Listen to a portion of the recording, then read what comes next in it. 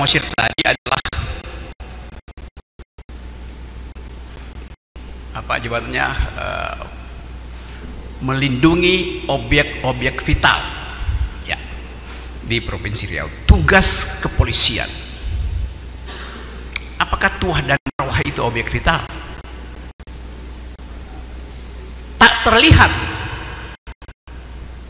tetapi dia sangat vital untuk mempertahankan tradisi, adat, kebaikan, nilai, value, integritas. Jadi yang kita sebut sebagai vital bukan sekedar vital yang dirumuskan oleh undang-undang, tapi vital yang diwariskan pada kita oleh nenek moyang, oleh orang tua, oleh ustadz, oleh pemangku adat. Rumusan inilah yang memungkinkan kita menganggap bahwa lingkungan itu memberi nilai pada kehidupan dan kita mesti rawat itu. Oh, mesti mulai dari pantun ya. Pantun.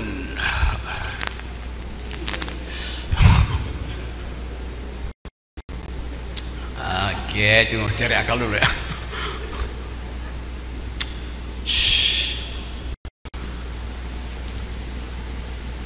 Dari rohil ke rohul, insinyur sudah berkumpul. Semoga kita menjadi nurul agar negeri ini tidak dihuni para tukang ngibul. Saya tadi duduk di meja itu, ada tulisan VIP. Apa artinya VIP? Very insinyur person.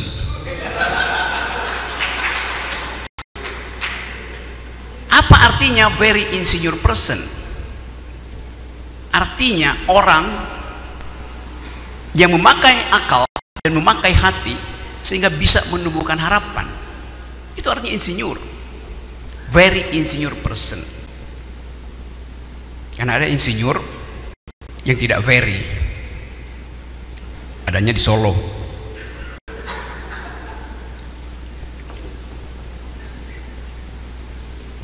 Very insinyur person artinya dia yang memungkinkan kehidupan ini dengan mengolah alam, tapi sekaligus memperhatikan akibat-akibat sosial psikologi dari pengelolaan alam. Jadi dia gabungan antara mereka yang berpikir dengan akal, ulul albab, dan mereka yang memelihara nurani, ulul asmi. Ini kesempatan bagi kita untuk membaca Indonesia dari perspektif kerusakan lingkungan di Riau. Dan itu yang menyebabkan saya berkali-kali ada di sini, berupaya untuk menerangkan apa sebetulnya fungsi dari polisi ketika dia harus mengucapkan kejujuran hati nurani rakyat, sekaligus panggilan hati nurani dia untuk menyelamatkan isi hutan, gajah misalnya. Kita coba membaca realitas, bisa kita baca secara teknokratik,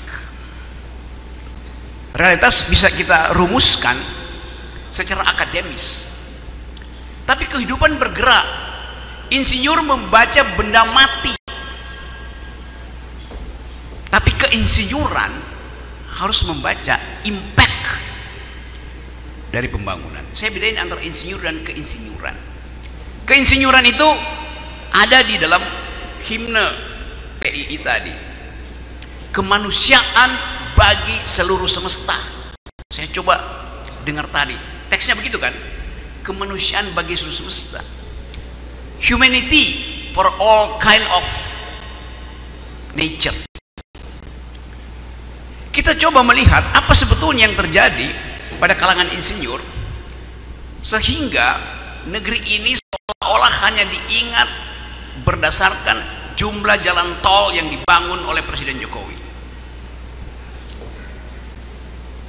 Akibatnya kita mulai melihat bagaimana sumber daya kita dikuras sehingga jalan tol makin panjang, jalan pikiran makin pendek.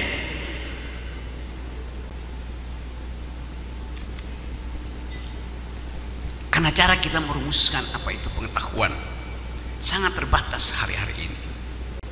Kita dikejar oleh efisiensi, karena itu kita pakai artificial intelligence. Kita tidak dilatih untuk bertanya kritis pada si artificial intelligence. Anda lihat semua hal bisa ditanyakan pada si artificial intelligence.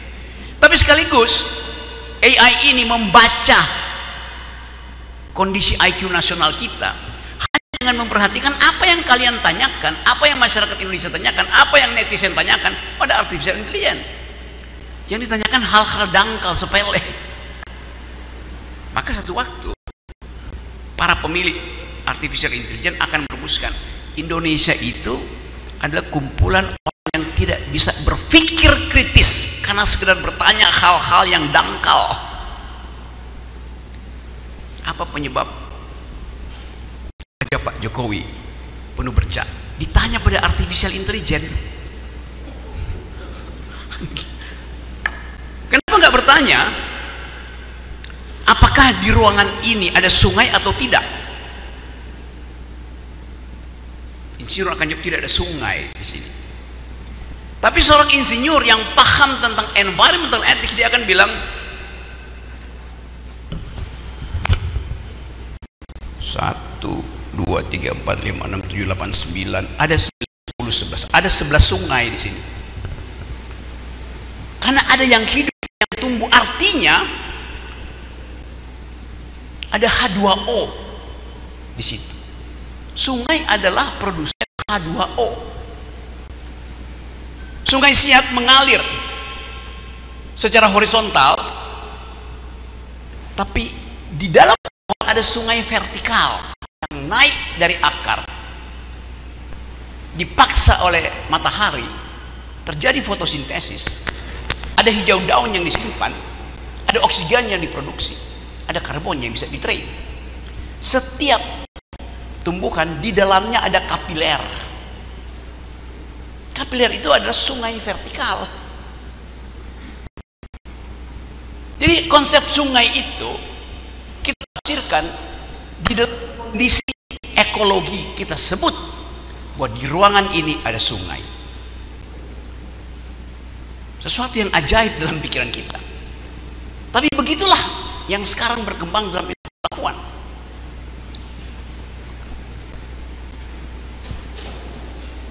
Hutan Amazon hijau, rimbun.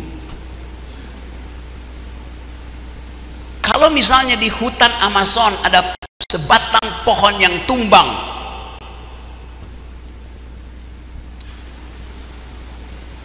apakah menurut para insinyur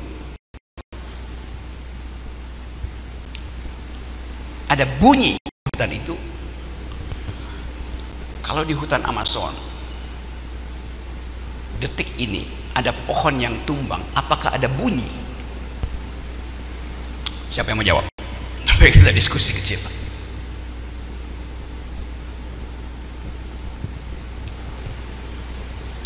Bagi seorang insinyur yang belajar berdasarkan prinsip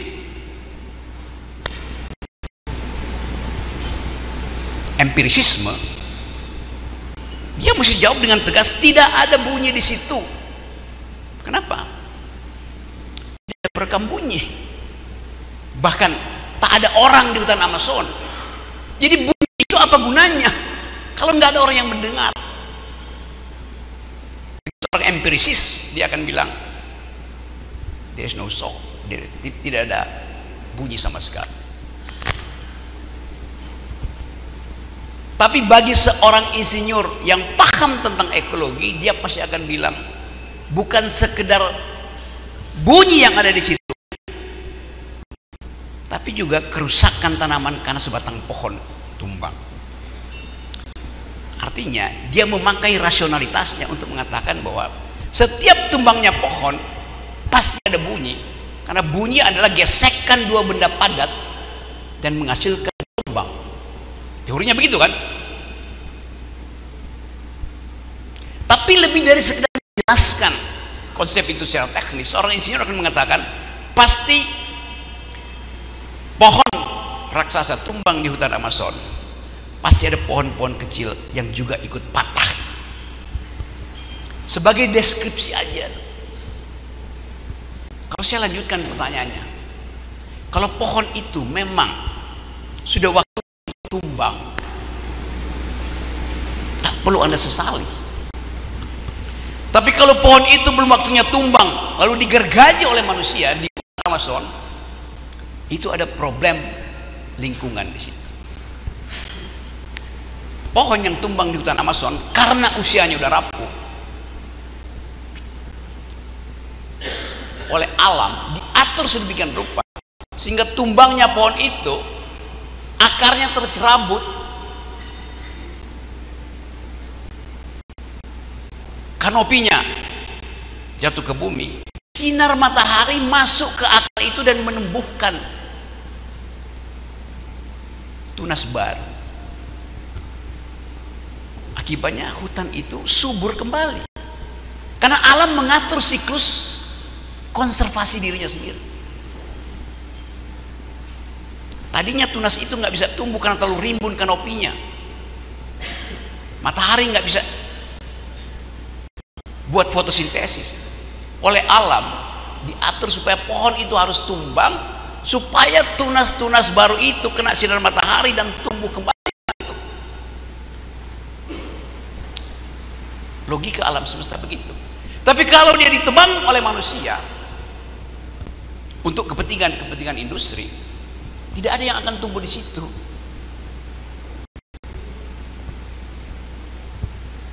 Itu beda antara kemampuan kita membaca apa sebetulnya prinsip teknokratis ketika kita mulai bersentuhan dengan lingkungan. Saya teruskan dulu cerita ini supaya kita bisa lihat paradoksnya. Jumlah kerusakan lingkungan yang dibuat oleh manusia sudah melampaui jumlah kerusakan yang dibuat sendiri oleh alam. Kerusakan yang dibuat oleh alam dia bisa perbaiki sendiri, tapi kalau kerusakan yang dibuat manusia tak mungkin lagi diperbaiki oleh alam. Itu namanya antroposin, antroposene, kerusakan yang dibuat oleh manusia. Kalau alam rusak dia bisa pulihkan dirinya. Hukum homeostatisnya bilang begitu. Tadi saya mulai dengan hutan Amazon yang hijau, rimbun. Tapi ada gurun Sahara. Hutan Amazon adanya di Amerika Selatan, ada gurun Sahara di Afrika bagian selatan yang kosong, meranggas, panas, hanya ada pasir. Orang mengutuk gurun Sahara, orang memuji-muji hutan Amazon. Tapi pertanyaan ekologisnya, bagaimana mungkin ada hutan hijau di Amazon, ada gurun panas di Sahara? Begitu para insinyur dunia mulai meriset, hukum alam mulai bisa terbaca. Ini benua Amerika bagian selatan, di sini hutan Amazon. Ini benua Afrika, ada gurun Sahara. Gurun Sahara itu pasir, isinya adalah fosfat.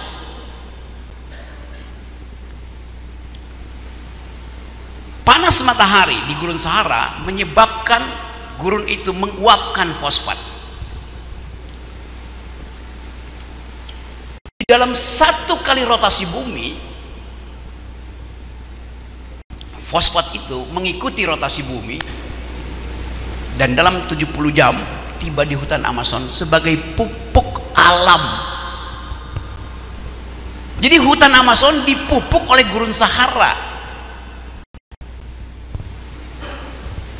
Di bumi kita, di gurun Sahara, di hutan Amazon, fosfatnya menguap, mengikuti rotasi bumi, dia tiba sebagai pupuk di hutan Amazon. Alam mengatur ritus hidupnya. Kalau diintervensi oleh manusia, alam bingung. Dia nggak tahu bagaimana memperbaiki dirinya sendiri. Jadi kita ingin pindahkan cara berpikir lama, karena jumlah kerusakan di bumi sudah melampaui daya regeneratif dari bumi itu sendiri. Dan saya melihat dengan Pak Kapolda, kita riset Riau ini akumulasi paling sempurna dari kerusakan ekologi itu, dengan impact sosialnya kemana-mana. Itu sebabnya saya bolak-balik ke sini melalui Tumbuh Institute bersama sama dengan Pak Wahid Gubernur, supaya kita bisa pulihkan akal pikiran negeri ini melalui akal pikiran Riau. Ini kesempatan yang bagi para insinyur untuk mulai mengajar publik kita, universitas, tentang apa yang disebut ecological mode of thought, cara berpikir ekologis. Coba saya kasih ilustrasi ya. Apa sebetulnya yang disebut cara berpikir ekologis? Saya tadi ngomong soal sekolah pertama saya justru fakultas teknik, jurusan elektro. Jadi mestinya saya dapat anggota luar biasa dari PII lah. Saya nggak tahu Pak Jokowi tercatat nggak sebagai anggota PII? Enggak, kualat lo ulul.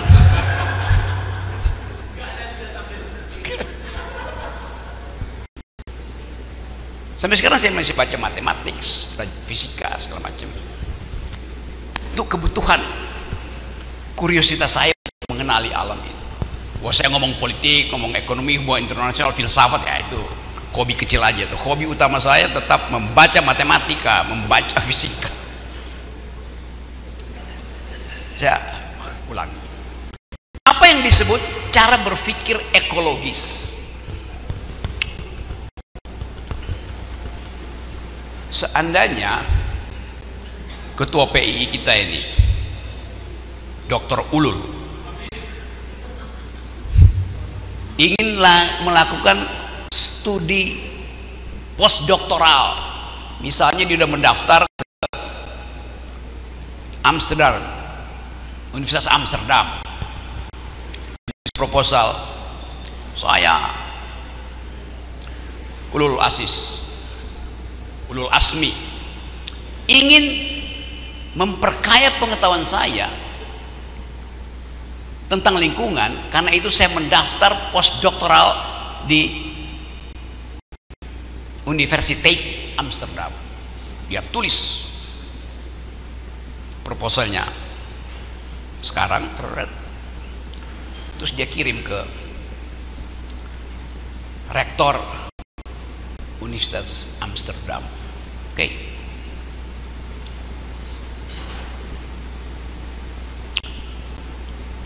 Dia tunggu jawabannya.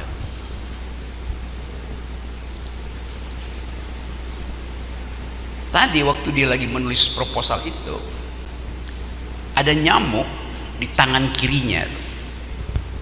Dia kesel lagi nulis proposal ilmiah, ini nyamuk pengajar, dia tepok nyamuk itu. Pak! Matilah nyamuk itu.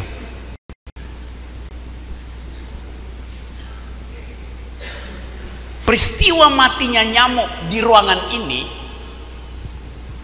di dalam ilmu fisika, kalau ruangan ini saya sebut U, universum, nyamuk itu saya sebut N, nyamuk. Secara matematis, setelah nyamuk tewas, innalillahi wa inna ilaihi raji'un, ruangan ini berubah menjadi U minus S. Itu kan persamaan matematiknya. Secara matematis begitu, tapi secara ekologis, ketika nyamuk itu tewas, ruang ini bukan lagi menjadi ruang U. Cukup disebut begitu, bukan U minus S. Secara kuantitatif dia U minus S minus N, nyamuk, tapi secara kualitatif dia bukan lagi ruang U. Saya lanjut imajinasi saya. Ketika nyamuk itu dibunuh, konsekuensi fisisnya adalah nyamuk itu waktu dia hidup dia memproduksi kalor karena metabolisme, right? Betul kan? Ketika nyamuk itu tewas, maka metabolismenya berhenti. Apa akibat kalau makhluk tidak lagi memproduksi metabolisme? Akibatnya dia tidak lagi menghasilkan panas. Akibatnya ruangan ini suhunya turun sekian nano derajat pada skala Celcius. Betul tidak? Ini kira-kira ruangan ini suhunya ya mungkin 20-21 derajat. Saya bisa rasa itu karena saya pendaki gunung. Saya pernah ada di ketinggian 6.500 di Himalaya dengan suhu minus 20. Saya pernah ada di gunung Elbrus di Rusia dengan suhu minus 30, kecepatan angin kira-kira hampir 100 km per jam. Jadi kalau kita buka sedikit sarung tangan kita, ini langsung kayak ditusuk oleh jarum, butiran es. Tapi ketika saya lagi jalan ke arah 5.500 meter di gunung Elbrus, tiba-tiba saya bertemu dengan segerombolan orang, sekumpulan orang hanya pakai kaos singlet, ditendang sama seseorang. Ternyata itu ada tempat latihan tentara Rusia. Jadi komandannya itu ya tendang aja, mutar. Dan dia mesti gulung terus supaya panasnya timbul. Kalau dia berhenti, dia itu berhenti kira-kira dua setengah menit dalam suhu minus 20 itu mati kita. Dia mesti guling. Jadi Putin itu caranya disuruh lari-lari. Oke. Tadi sampai di mana? Suhunya. Jadi kalau tadi saya bilang ini suhunya kira-kira suhu 20 derajat itu. Ya suhu kamar pengantin lah. 20 derajat.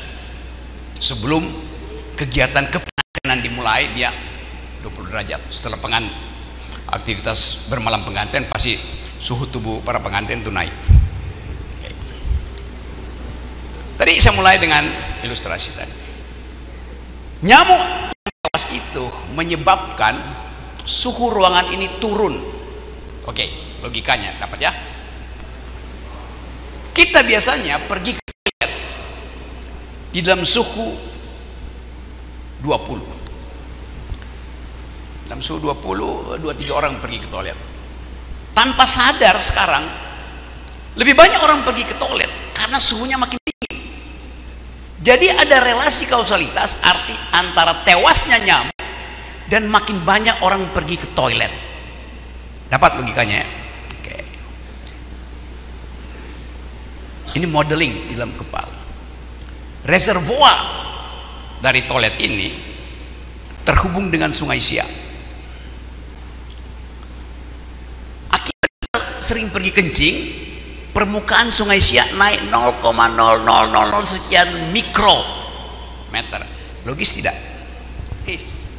Sungai Siak terhubung dengan laut Selat Melaka. Tewasnya nyamuk itu menyebabkan permukaan laut Malaka juga naik sekian nanometer. Betul nggak? Pada saat yang sama di kota Amsterdam, es dari laut utara mencair. Kota Amsterdam ada di bawah permukaan laut. Diukur oleh Pasir Amsterdam, kalau es di kutub utara mencair, tidak mungkin dia melampaui bendungan kanal itu, dam-dam di situ. Tapi kejadian hari ini mempertemukan antara es yang mencari di kutub utara dengan naiknya permukaan laut bumi akibat kita kencing makin banyak di ruangan ini. Maka melimpahlah air itu ke kota Amsterdam. Lalu komputer Kementerian Komputer di Universitas Amsterdam tergenang air. Di dalam komputer itu ada proposalnya Ulul. Ulul kirim email ke rektor itu. Rektornya bilang, kami belum dapat. Ulul marah-marah, dasar kolonial, kirim. Lalu si profesor minta maaf sekali Dr. Ulul, komputer kami korslet karena air melimpah di situ. Ulul marah-marah dia, urusan kalian lah, kalian kan insinyur jago, masa begituan aja gak bisa diatasi. Kita marah atas perbuatan yang tidak kita sadari. Kenapa komputer itu tergenang? Karena Ulul kesel pada nyamuk. Begitulah yang kita sebut kondisi homeostatis dari bumi. Yang di dalam ilmu pengetahuan, tentu para insinyur tahu prinsip butterfly effect. Kepak sayap kupu-kupu di hutan Amazon bisa menimbulkan badai di California. Semut yang tewas di ruangan ini bisa menyebabkan banjir di kota Amsterdam. Itu yang namanya cara berpikir ekologis.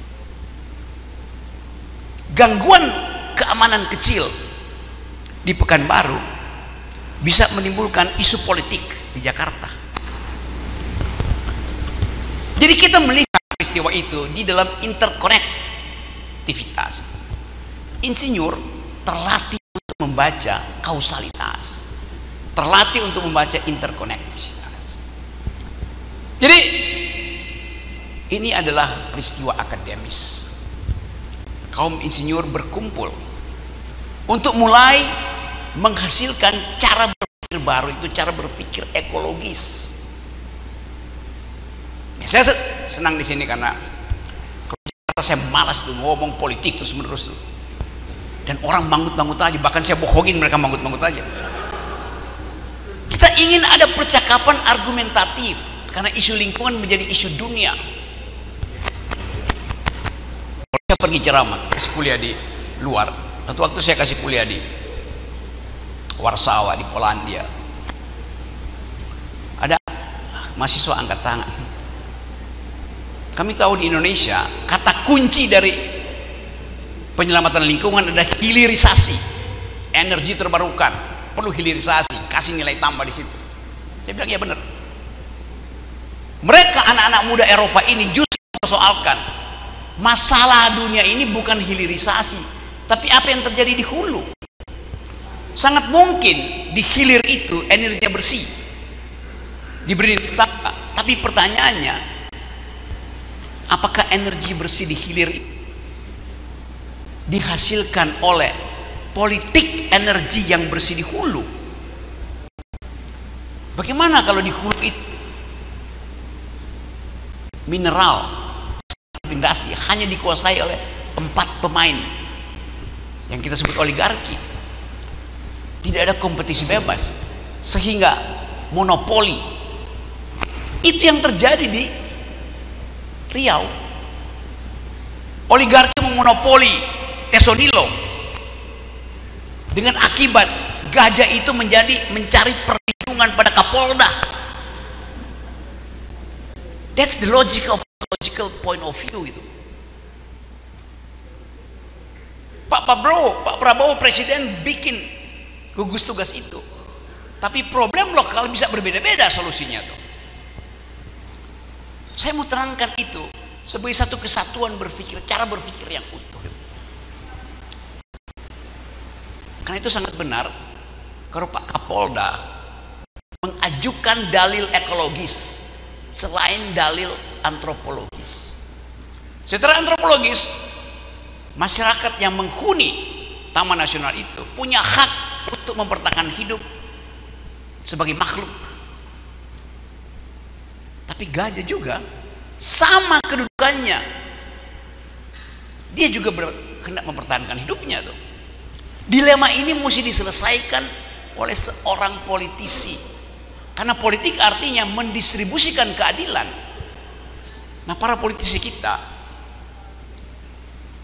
kadangkala atau bahkan sering menganggap bahwa akumulasi lebih penting dari konservasi, dan itu menimbulkan konflik agraria di seluruh Indonesia.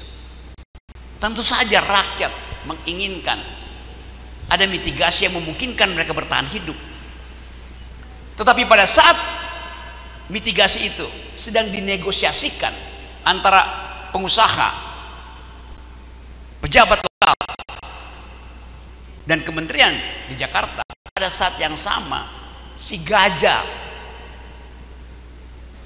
domang dan tari menunggu kepastian, menanti kepastian. Kalau kebun-kebun sawit diambil alih oleh negara, si domang bertanya, kami mau dikembalikan ke habitat kami atau kami juga mau direlokasi? Gajah tidak bisa bertanya, Kapolda Riau bisa mendengar karena beliau belajar tentang ekologi. Gubernur Riau bisa mendengar karena dia berdiskusi dengan Kapolda Riau. Kasus di sini bisa beda dengan yang di sana. Tapi kita sebagai insinyur mengerti bahwa akan ada pilihan. Berpikir secara kuantitatif artinya berpikir untuk mengambil sebanyak mungkin dari alam. Tapi berpikir secara kualitatif artinya menghindari rekan hidup kita, sesama makhluk, kekurangan lingkungan hidup. Apa bedanya saya dengan si gajah? Ada bedanya.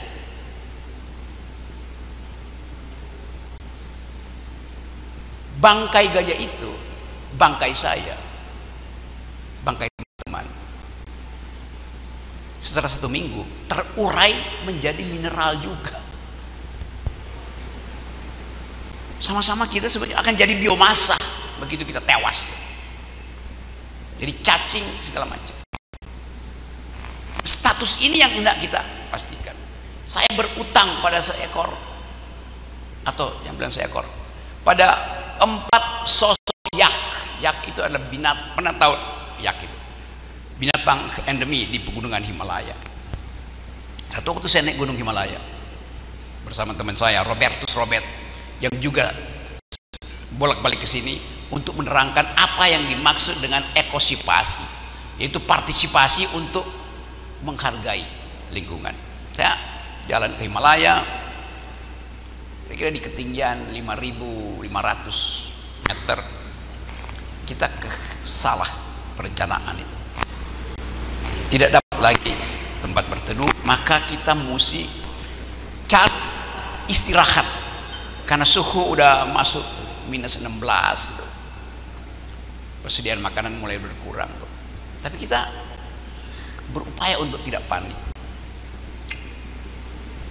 Lalu kita bertemu dengan kandang yak. Biasa kandang yak itu cuma dikasih batu. Lalu dengan segala macam keberdikan kita coba tambah batu itu supaya si yak tidak masuk kandangnya, dan minta maaf, yak, malam ini kita mau pinjam, jadi kamu tidur di luar. Lalu kita kumpulkan kotoran yak itu, kita tidur di atas kotoran yak supaya dapat biomasa panas. Kalau enggak kita mati. Jadi bayangkan arogansi manusia di dalam keadaan kondisi kritis diselamatkan oleh 4 ekor binatang di Himalaya. Pengalaman semacam itu menjadi otentik pada saya bahwa oke, saya diselamatkan oleh yak melalui kotorannya yang kita sebut jijik. Tanpa kotoran yak itu nggak ada panas dari bumi, kita bisa mati di situ. Jadi teman-teman semua, kalangan insinyur. Saya ingin ada percakapan akademis yang terus-menerus diupayakan di dalam perhimpunan insinyur Indonesia, satu percakapan akademis yang memungkinkan kita menerangkan pada publik kondisi lingkungan Indonesia. Dalam keadaan kita lagi membaca pergolakan politik dunia, Indonesia akan terseret di situ. Kalau terjadi perang dunia, sumber energi Indonesia itu akan diperebutkan oleh negara-negara superpower. Dan itu artinya kerusakan lingkungan akan lebih besar lagi kalau terjadi eskalasi politik dunia akibat kekuatan di Timur Tengah manfaatkan isu energi ini. Jadi Persatuan Insinyur Indonesia punya tanggung jawab bahkan sampai harus mengurus potensi perang nuklir yang menyebabkan Indonesia yang punya uranium juga diserbu oleh mereka yang haus tentang senjata baru. India punya senjata nuklir. Pakistan juga punya nuklir.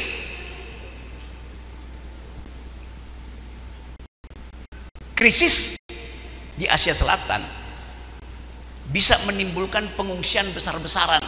Arahnya kemana? Ya pertama-tama tiba di Riau.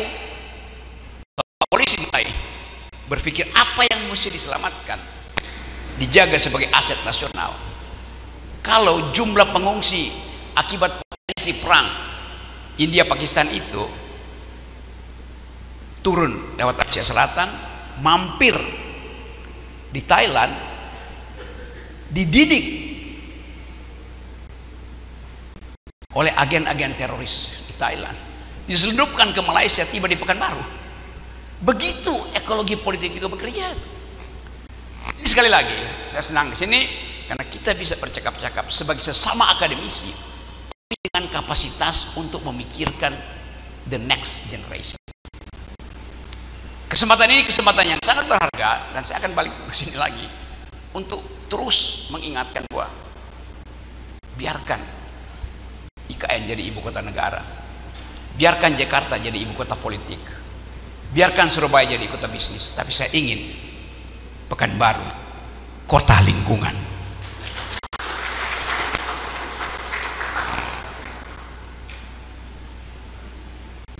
Matahari terbit dari timur menyinari kota Pekanbaru. Saya ingin bersatulah semua insinyur untuk menghasilkan Indonesia baru. Terima kasih.